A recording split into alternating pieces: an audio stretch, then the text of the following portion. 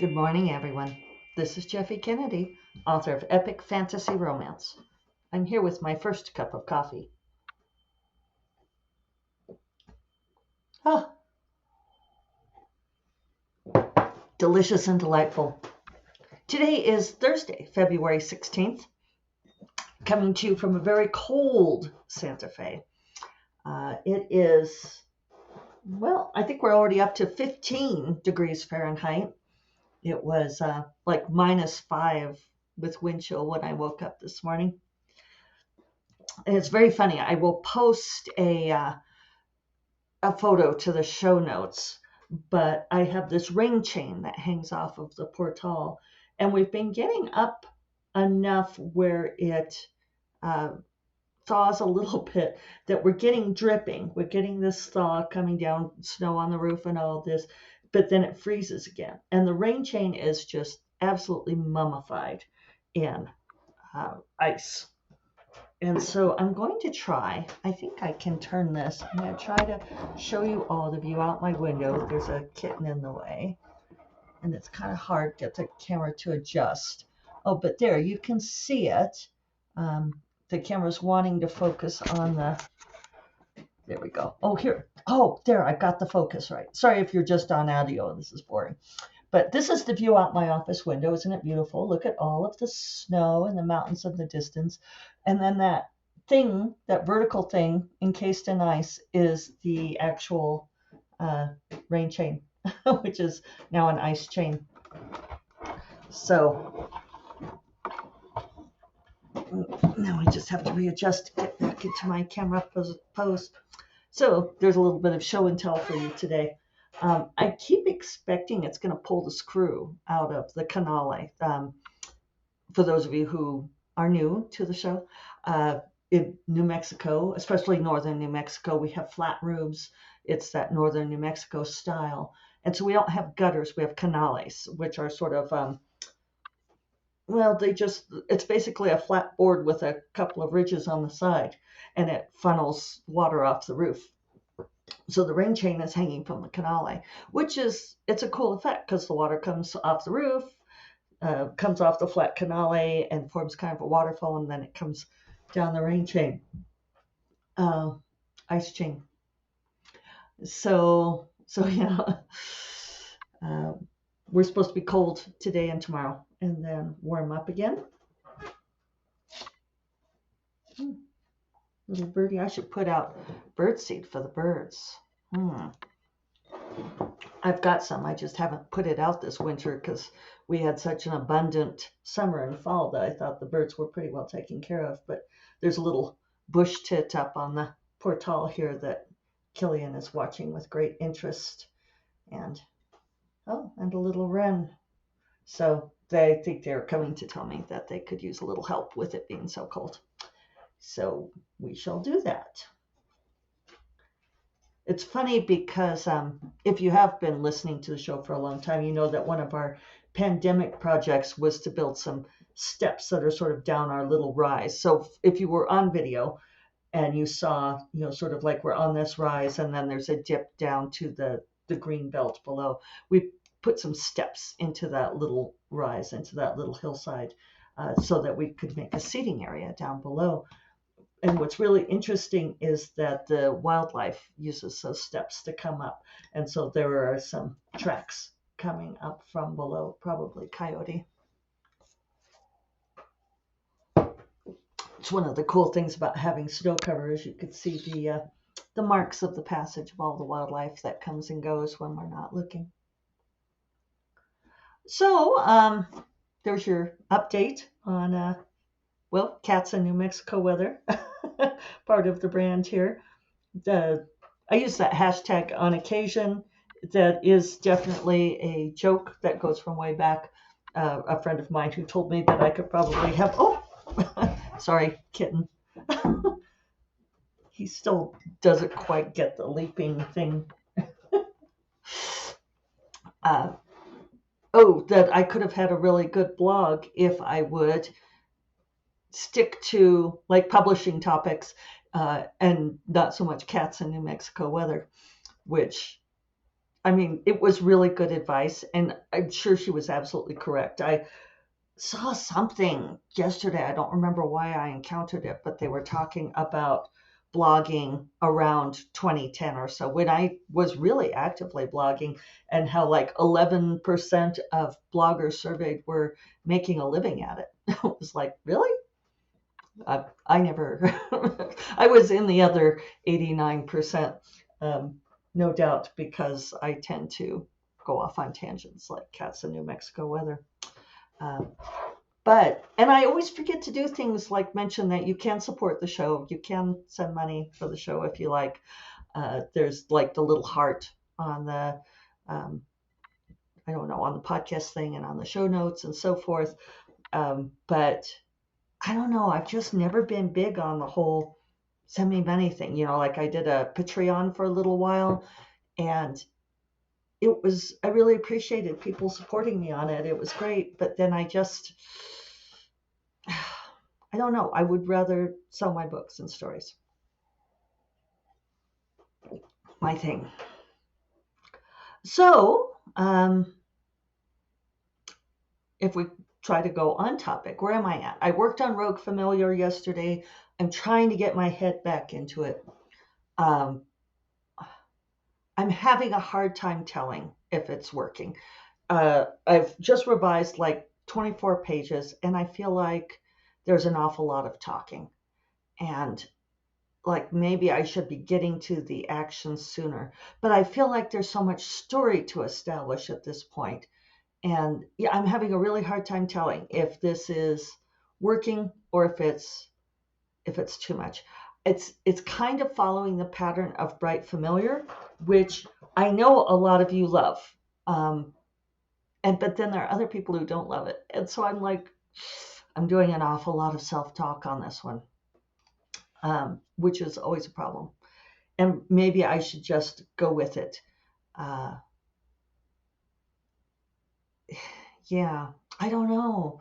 I keep thinking maybe I should scrap it, or at least scrap these first few chapters. And then I think, well, no, it's only 24 pages. Maybe it's fine. This is where it gets really difficult as a writer to separate out that conflation of reading with writing, because my process on this book has been very slow, and I can't discern exactly how slow it's going to feel to a reader. Yeah. And you get those voices in your head. Boy, there's all kinds of birdie activity out there today, isn't there? I got distracted by the bird hunt, and now I've forgotten what I was talking about. I was just perseverating. I said that I had drinks with Megan last night, and I was talking about perseverating, and she was like, I don't know what that means. Me and my $5 words, right?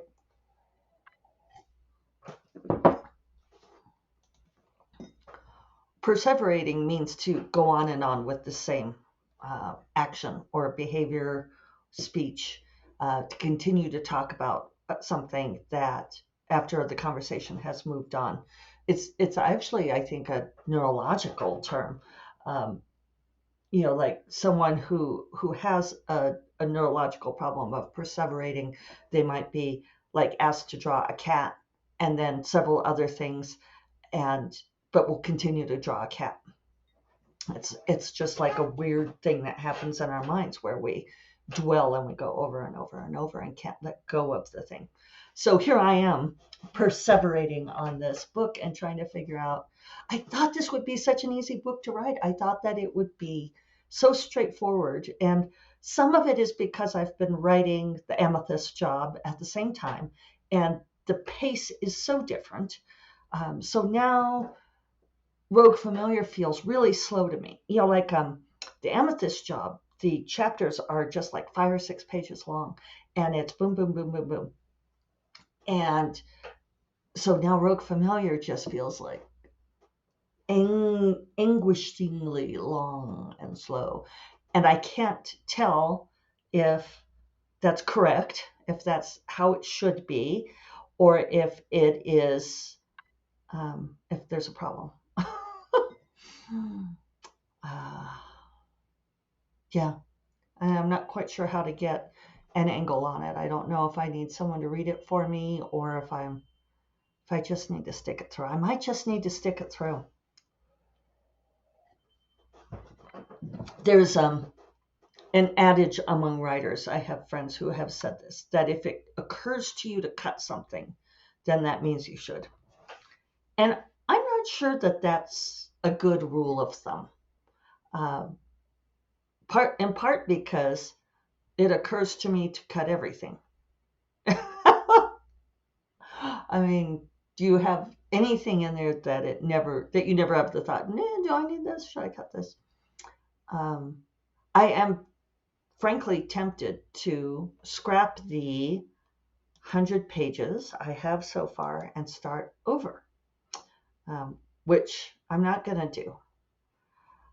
A friend reached out to me the other day, feeling a writer friend. I love that my writer friends reach out to me for wisdom. And she said, I wonder if I could find her note. So I'd emailed her with I think I got an email like from BookBub or something on one of her trad pub books showing that there was a deal on it. And since the trad publishers never tell us when they do that, I sent it to her. I'm like, just in case they didn't tell her. But she thanked me. She's funny because she says that they kind of told me. I asked if it was US or international so I could promote it in my newsletter, and they didn't know. And then she's like, how the fuck can you not know if you spent only $200 or close to $1,000? So fuck it, no promo in my newsletter, whatever. That part made me laugh. But then she said, I keep thinking about emailing you. I am in desperate need of hearing something positive, and I know that is your forte. I hate my current whip, the one that's going up within the next few weeks. I'm freaking out. Do you ever freak out and think that what you've written is shit? The heroine is weird, but I can't seem to force her to be normal. Erg, there's no time to rewrite this fucking book, and I'm not sure I could do it if I tried. So any wise, cheerful words of wisdom? LOL, like that isn't a loaded question.